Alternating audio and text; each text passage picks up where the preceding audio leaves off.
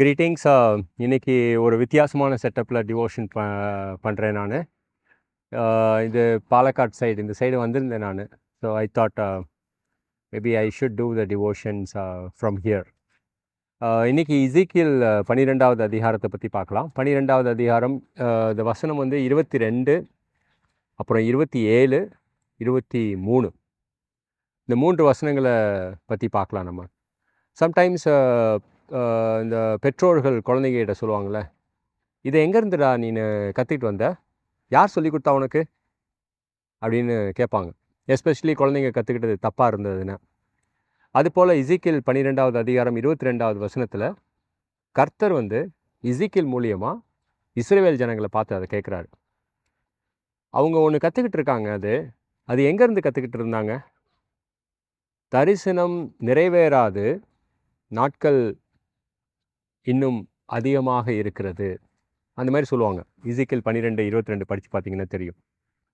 அப்புறம் 27 என்ன சொல்லுவாங்க? தரிசனம் நிறைவேற இன்னும் அநேக நாட்கள் இருக்கிறது அப்படின்னு சொல்லுவாங்க.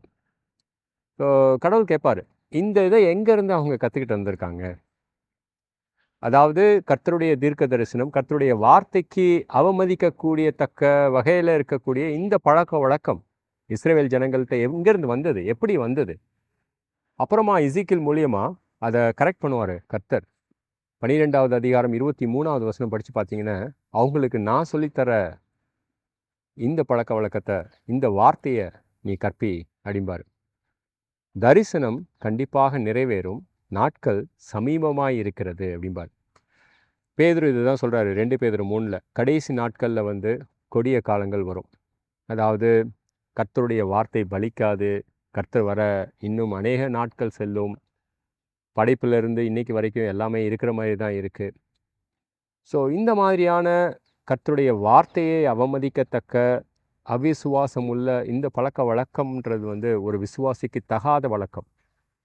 ஸோ நம்ம இதை கற்றுக்கிட்டு இதில் வாழும் பொழுது, நான் ஆரம்பத்தில் சொன்னேன் பெற்றோர்கள் கேட்பாங்கன்னு, அது மாதிரி கர்த்தர் கேட்பார், இது நீ எங்கேருந்துடா கற்றுக்கிட்டு வந்த, யார் உனக்கு சொல்லி கொடுத்தா?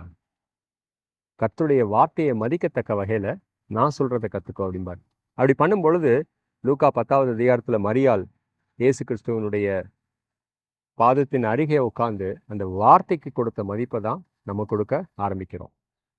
So think about these things. Thank you so much. God bless you.